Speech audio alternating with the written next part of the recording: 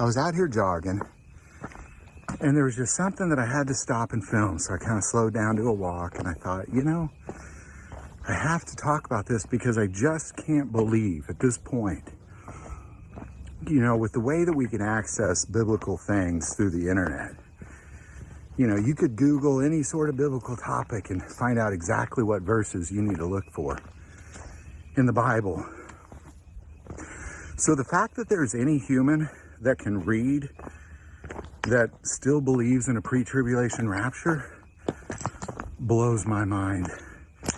There is literally nowhere in the Word of God where it talks about a pre-tribulation rapture. As a matter of fact, all over the Word of God, it says that it's at the last trumpet.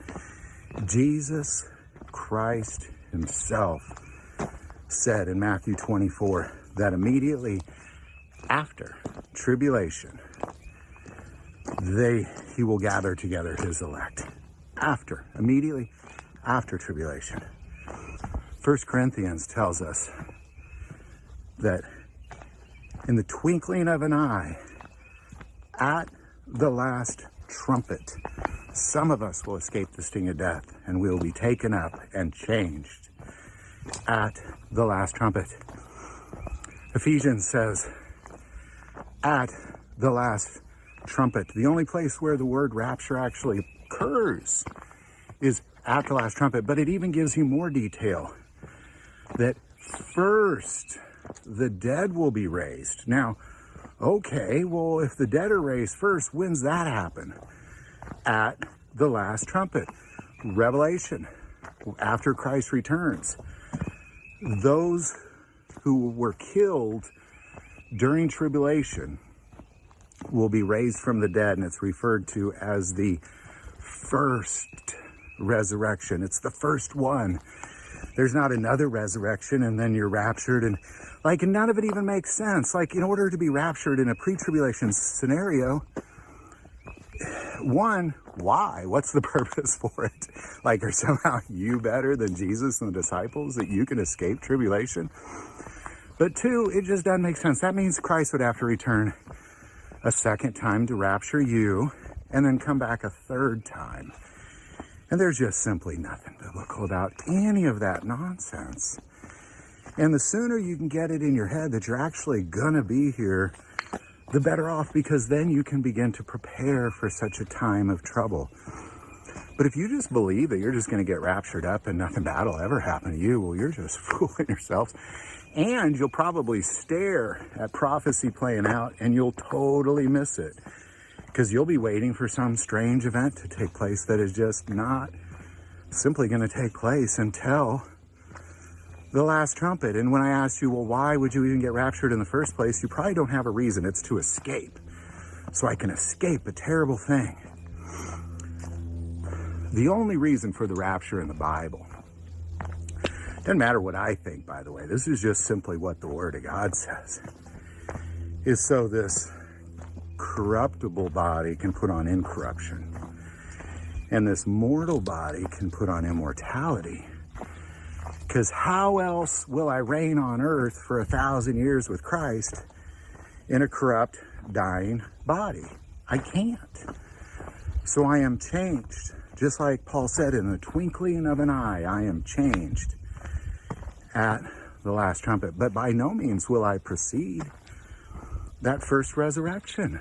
So just don't take my word for it. Just look at what the Word of God actually says.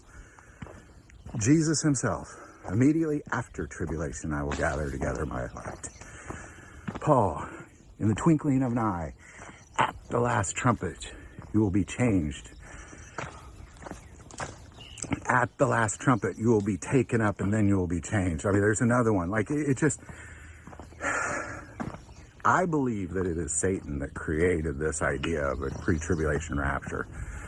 Simply so, you can have a whole population of the strongest Christian country the world has ever seen just be fat and pathetic and sitting around doing nothing, waiting to be escaped, waiting for escapism. So get out, exercise. You're going to be here, unless you die before that. But outside that, you're going to be here. You are definitely not getting raptured up before the tribulation. There's only one rapture and there's only one return of Christ. And all over the Bible it says, at the last trumpet, period.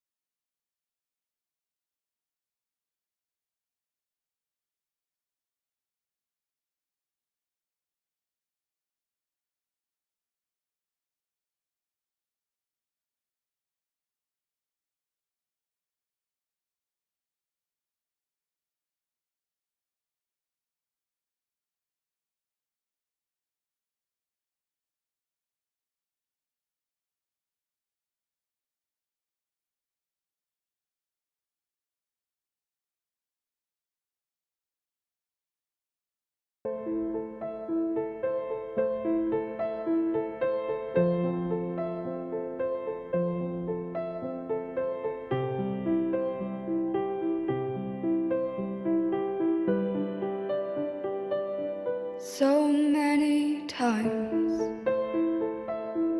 you reached out to me, but I turned my back 'cause I didn't think you had what I need. But now you're everything to me, and I can't be without you. God, you're everything, and I want to say thank you. I was lost and you found me. I was dead inside and you breathed into me, and you brought these bones to life. I want to say thank you. Thank you for saving me. Thank you for loving me unconditionally. God, you stood with open arms, but I ran away 'cause I was scared of the pain that came with trust. But I came running back into your embrace, because I knew you'd still be there. You'd never leave me, God. And I want to say thank you. I was lost and you found me. I was dead inside and you breathed into me, and you brought these bones to life. I want to say thank you. Thank you for saving me. Thank you for loving me unconditionally. God, and I don't deserve you, God. I don't deserve you, God. But you keep on loving me anyway. Oh, you'd never stop loving me, God. Now I want to say thank you. I was lost and you found me. I was dead inside and you breathed into me, and you brought these bones to life. I want to say thank you. Thank you for saving me. Thank you for loving me unconditionally, God. Oh, thank you.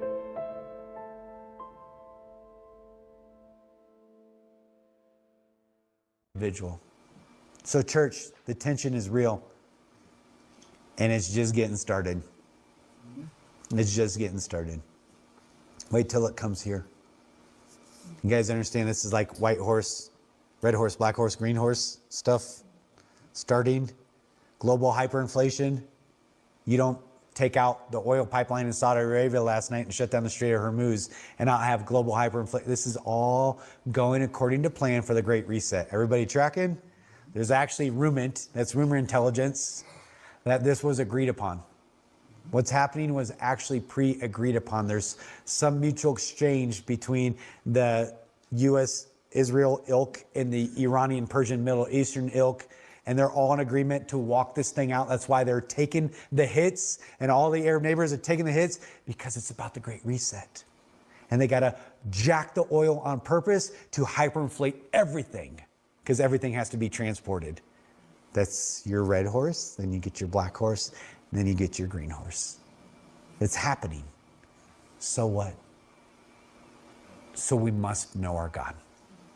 We have to know our God and know that we have a hope that will never disappoint. Some of you are taking hits financially. Not diminishing it. So what? Don't you know that I've never seen the righteous forsaken or their children begging for bread? Don't you know that no one whose hope is in the Lord will ever be ashamed? Their faces are automatically radiant. Don't you know that those whose hope is in the Lord will renew their strength? It's a certainty. Don't we know these things, church? Man, we're getting hammered. We shouldn't be getting hammered that hard when we know our God. Tension, yes. Hope, consummate hope, because of consummate victory at the exact same time. So bless the Lord in your hearts. Bless the Lord in your internal monologue. Bless the Lord in the meditations of your thoughts. Bless the Lord in your goings and your comings. Bless the Lord, O my soul, because he has been very good to you. And he has caused your boundary lines to fall in pleasant places, right smack amid the hostile territory. That's a right. I want you to pray for our farmers. You know, I think we lost a lot of who we were when we moved off the farms. You know, when you live on a farm, you don't have to explain sex to your kids, because what is that cow doing to that cow? I mean, it's pretty clear. It is pretty clear. Everything makes sense. The circle of life makes sense. You know, you're facing death a lot all the time because you're seeing the circle of life with your animals. You understand that you can do absolutely everything right and still fail because it didn't rain. Something happened. Your crop can go out and your neighbor's crop can be fine. That teaches you compassion. That teaches you, hey, love your neighbor. You really need to help your neighbor out, because you know what? There's going to come a time where your crop fails and theirs is doing fine. And so help each other. We've lost so much because we've lost the connection to our farms and our farmlands. And I think that's when America really started to hurt and really significantly change. And now we're living in a time where nobody knows where their food even comes from. We don't even know it's real anymore when it comes to our food. But right now, there are farmers that are firing up their tractors and heading out into the fields for spring planting. And a monster drought has swallowed 60% of the lower 48 states. You haven't heard about this, but it is true. The NOAA maps don't lie. The South is baked. Sugarcane, rice, peanuts, fruit trees, choking under severe, extreme, and even exceptional drought. Out in the plains, where that's our bread basket, winter wheat is sitting in dust. It can't germinate because it doesn't have the water. In the West, the mountain snowpack is vanishing before our eyes. I mean, I am shocked. I'm here in the Mountain West. We normally have snow up on the mountains all around me. We don't have snow. I mean, we have some and really high elevations, but usually on the mountain right behind my ranch, we have snow up there at this time. It snowed yesterday, but nothing stuck because it's too warm. So you don't have that snow. And now, at least here in Idaho, cutbacks on water are already being talked about. They're being ordered along the Colorado River in Washington State, the Yakima Basin, which has a lot of our food up there. And ranchers are staring at pastures now that they won't grow. The pastures are, the cattle herd is already the smallest it's been since the 1950s, and it's not happening in a vacuum. Farmers have been hammered for years for the skyrocketing fertilizer prices that happened, remember, after COVID, diesel costs that have taken their profit margin and just squeezed everything out of it, supply chain chaos, one hit after another hit after another hit have kept these guys barely hanging on. And now we have another fertilizer hit, and now pile the drought on top of that. The math is brutal. Math is math. Food costs are going up, and not a little, a lot. Beef, grains, produce, everything that comes from the fields all across our fruited plain, it's going to cost more at the grocery store, and it's coming sooner and faster than most people want to even admit. So I ask, because what we do in our community, we have faced droughts up here in this small little farming community, and every church from the pulpit is saying, fast and pray for rain. And I'm telling you, it works. I'm asking you to fast and pray for rain all across the country. I'm asking you to fast and pray for our farmers, because our farmers are under extreme stress. You don't think you care about the farmer? Wait until you can't eat. Wait until you have a problem with a dust bowl. Wait until you can't afford food, even more than you can't afford it right now. You care about the farmers. You just don't see farmers. But they are probably the most important cog in the chain of this machinery. The other thing I want to tell you is you got to stop depending on this system. You have to spit yourself out of this system. It is cracking under the weight of weather or war or economics. I have to tell you, I'm going to tell you something about the Fed on Monday that is just shocking and horrifying. Just horrifying. And it'll explain an awful lot of stuff, but it'll also tell you what's coming. It is really important that you become food independent as possible. If you don't have food storage, you should. If you have a scrap of yard, plant a garden this spring. Tomatoes, beans, potatoes, greens, anything you can grow, anything. If you don't have space or you've never done it before, go start talking to your neighbors. Start a neighborhood garden. Share the work, share the harvest, share the knowledge. Get your kids involved. Put up what you grow. It's not enough to have just a whole bunch of beans. Stock it up. Learn how to preserve it. Stock a little extra when you can. Prepare. Because this isn't just about rain or fertilizer prices, market prices. It's not. It's really not. We are in a spiritual war. And I'm telling you, the very gates of hell will come against us in the days ahead. But here's what you can't forget. If you take one thing from today's show, this is it. Know who you are, know who you serve, and know how it ends.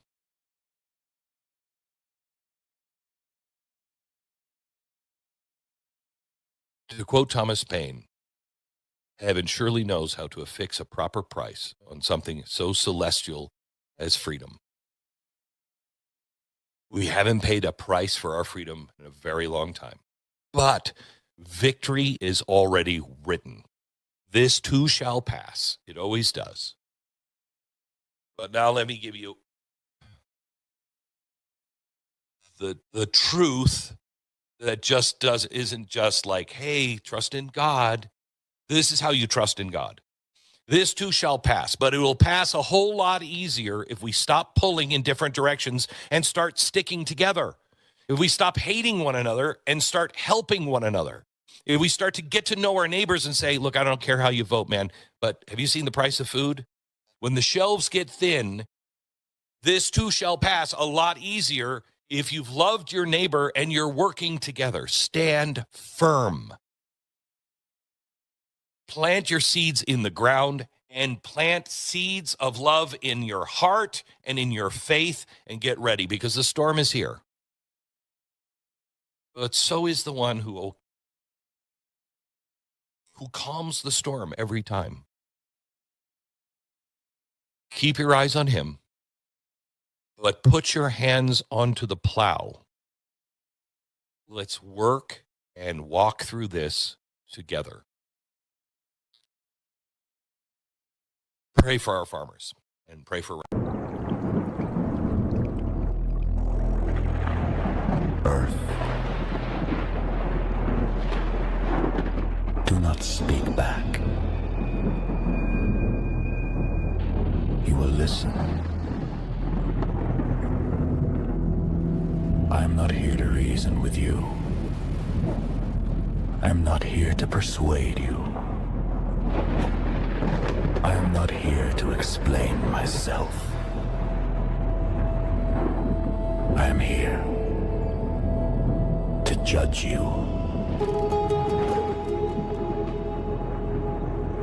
I formed you clean.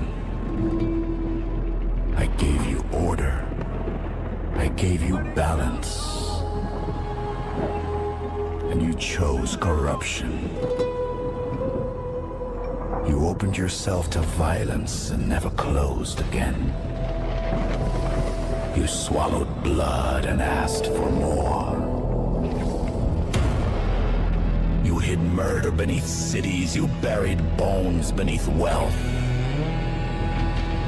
You laid lies on top of truth until you could no longer tell the difference. But I could.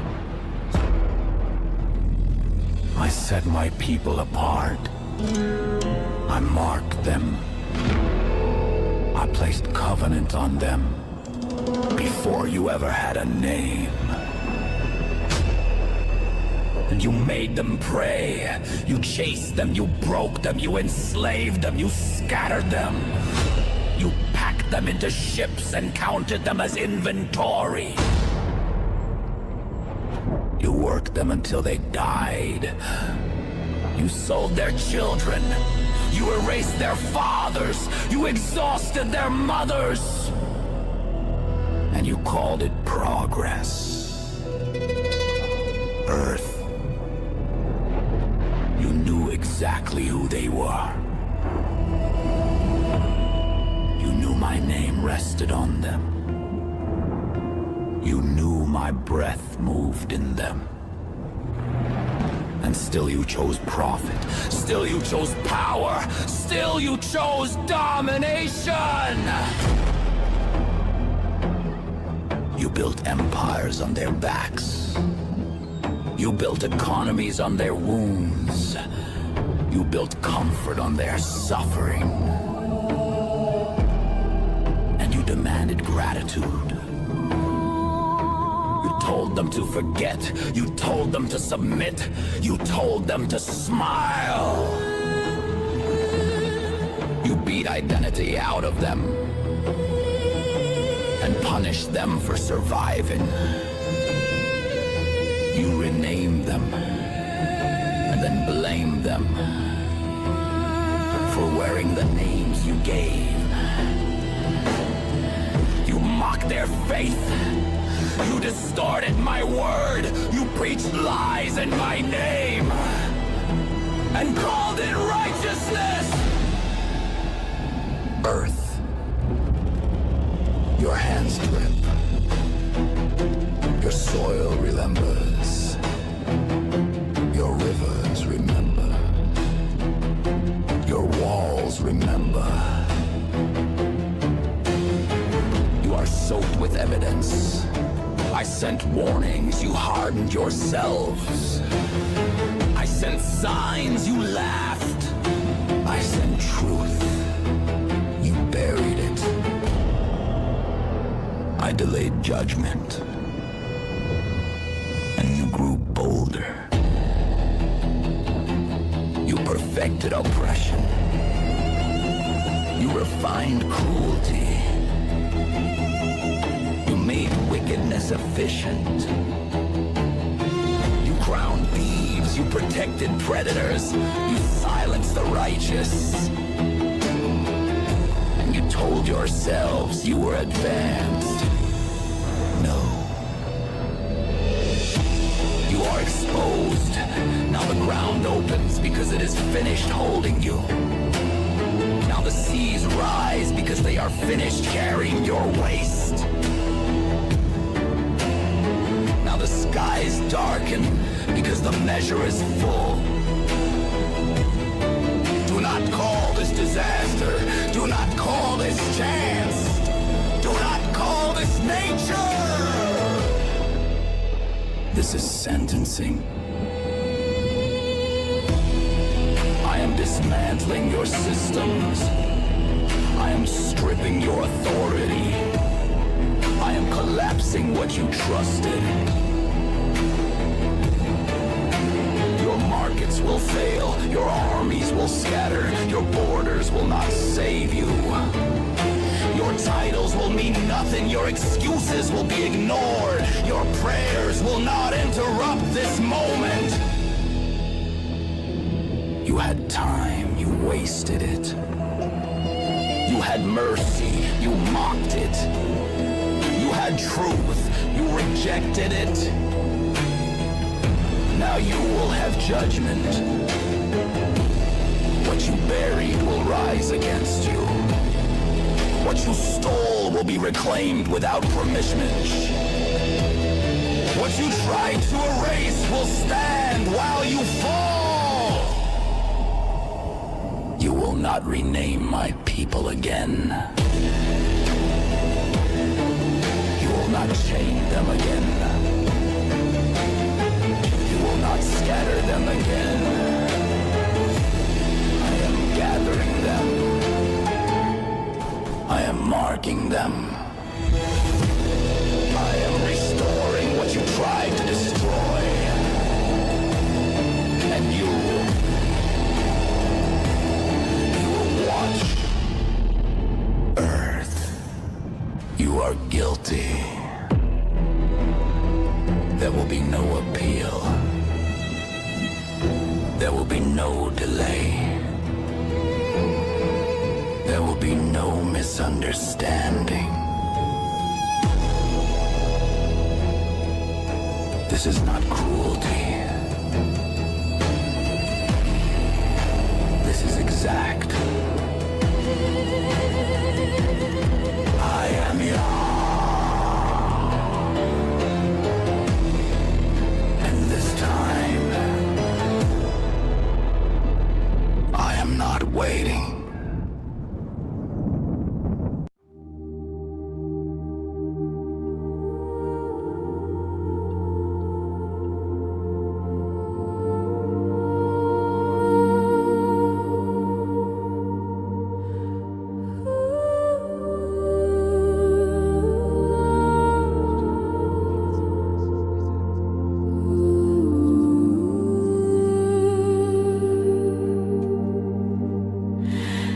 Long walk to the guillotine, crowds chanting.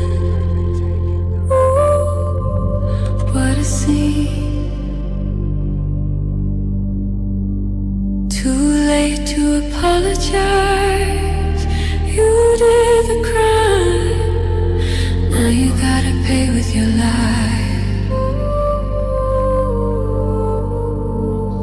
Take a long walk to the guillotine. Crowds chanting. Ooh, what a scene. Too late to apologize. You did the crime. Now you gotta pay with your life.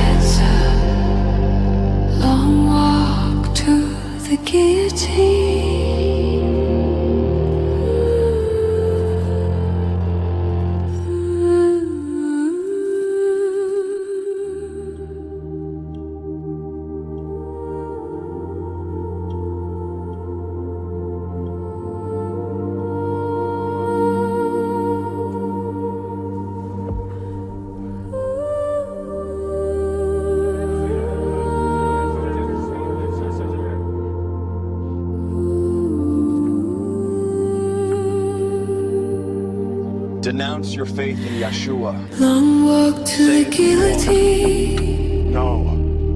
Crowds chanting. Ooh, what a scene. Too late to apologize. You did the crime. Now you gotta pay with your life.